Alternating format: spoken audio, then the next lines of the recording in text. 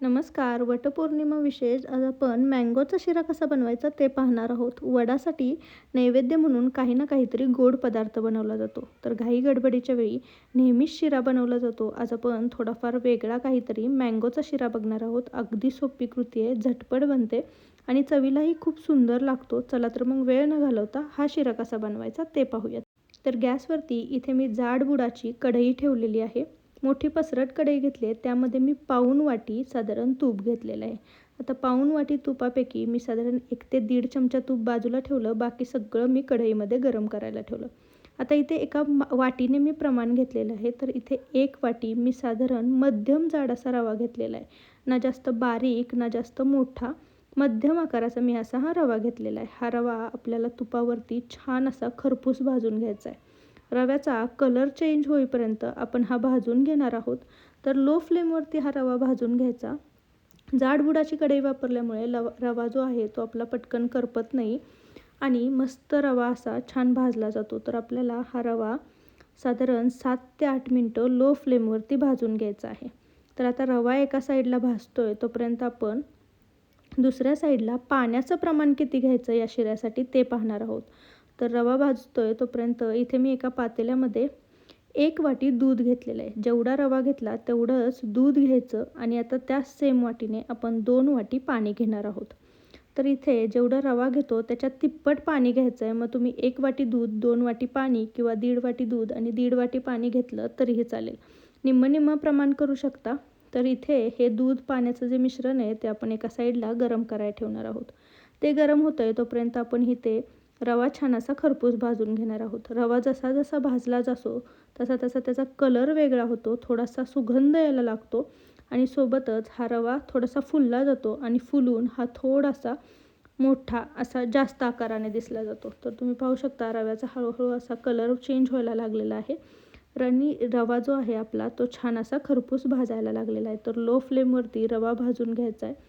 ही process थोडीशी लेंदी आहे रवा भाजण्याची, पण जितका छान तुम्ही रवा भाजून घ्याल तितका छान शिरा होतो. तर रवा इथे छान भाजला गेलेला आहे. तर आता इथे मी छोटी 1 वाटी ड्रायफ्रूट्स बारीक चिरून घेतलेले होते तेही घालणार आहे. तर आता यामध्ये मी काजू आणि बदाम घेतलेत. तुम्हाला आवडत असतील तर तुम्ही मनुक्याचा वापर केला तरीही चालेल. हे काजू आणि बदामही आपण रव्यासोबत थोडेसे भाजून घेणार आहोत, जेणेकरून ते खाताना जास्त कच्चे लागू नयेत. तर 1 मिनिटभर हे काजू आणि बदाम आपण छान भाजून घेतलेले आहेत. आता दूध आणि पाण्याचं जे मिश्रण होतं छान उकळलेलं आहे. तर आता हे आपण या रव्यामध्ये घालून घेणार आहोत. तर थोडं थोडं करत आपण हे दूध आणि पाण्याचं मिश्रण घालून घेणार आहोत. थोडंसं घातलं की गॅसची फ्लेम तर लोच आहे. छान हे हलवून घ्यायचं आहे. म्हणजे काय होतं, रवा जे आहे तो दूध आणि पाण्याचं मिश्रण जे आहे ते शोषून घेतो.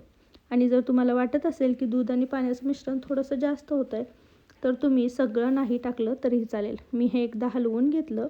आता राहिलेलं दूध आणि पाण्याचं मिश्रण आपण पुन्हा टाकून घेणार आहोत आणि हे व्यवस्थित मिक्स करून घेणार आहोत. तर सगळं व्यवस्थित मिक्स करून घ्यायचं, जेणेकरून याच्या गाठी होणार नाहीत. छान असं हलवून घेणार आहोत आपण. थोडं थोडं म्हणूनच आपण पाणी घालून घेतो आहे, जेणेकरून हे जास्त व्यवस्थित हलवलं आलं पाहिजे. तर आता हे व्यवस्थित असं हलवून घेतलेलं आहे. व्यवस्थित असं मिश्रण मिक्स करून घ्यायचं. रवा व्यवस्थित आपण एकजीव करून घेणार आहोत यामध्ये आणि हा व्यवस्थित मिक्स झाला की यावरती झाकण ठेवून आपण साधारण 2 ते 3 मिनटं असंच लो गॅसवरती ठेवणार आहोत, जेणेकरून रवा जो आहे तो छान दूध आणि पाण्याचं मिश्रण शोषून घेईल आणि तो छान फुललाही जातो. 2 ते 3 मिनिटांनी गॅसची फ्लेम आपण कमी करून झाकण काढून घेणार आहोत. तुम्ही पाहू शकता रव्याच्या मिश्रणाने सगळं दूध आणि पाण्याचं जे मिश्रण होतं ते शोषून घेतलेलं आहे आणि रव्याची क्वांटिटीही आपली थोडीशी वाढलेली आहे. रवाही छान फुलला गेलेला आहे. एकजीव करून घ्यायचं, पुन्हा एकत्र मिक्स करून घ्यायचं. तुम्ही पाहू शकता की हा छान असा एकजीव झालेला आहे.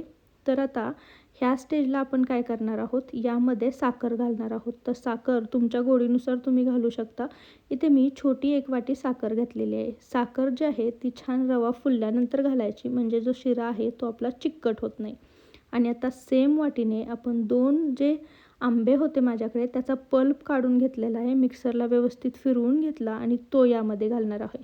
आणि आता हे सगळं व्यवस्थित मिक्स करायचं. तुम्ही पाहू शकता आंब्यामुळे या शिऱ्याला छान असा पिवळसर रंग यायला लागतो. तर व्यवस्थित हे सगळं मिश्रण जे आहे ते आपण मिक्स करून घेणार आहोत. रवा आपला फुलून छान दुप्पट झालेला आहे. हे मिश्रण आंबा आणि साखर घातल्यामुळे थोडंसं पातळ वाटतं, पण जसं जसं आपला रवा आणि छान शिजला जाईल तसं तसं हे मिश्रण पुन्हा जास्त घट्ट होतं. तर हे व्यवस्थित असं आपण मिक्स करून घेणार आहोत आणि झाकण ठेवून हे साधारण 2 ते 3 मिनटं आपण असंच वाफवून घेणार आहोत. तर मस्त असा गरमागरम आपला शिरा तयार झालेला आहे. मँगो शिरा अगदी झटपट बनतो. तुम्ही नैवेद्यासाठी हा शिरा बनवून पाहू शकता. तर मग हा शिरा तुम्ही या वटपौर्णिमेला नक्की बनवा. कसा झालेला मला कमेंटमध्ये नक्की सांगा. रेसिपी जर आवडली असेल तर रेसिपीला एक लाईक नक्की करा आणि तुमच्या फॅमिली आणि फ्रेंड्ससोबत याची लिंक जास्तीत जास्त शेअर करा.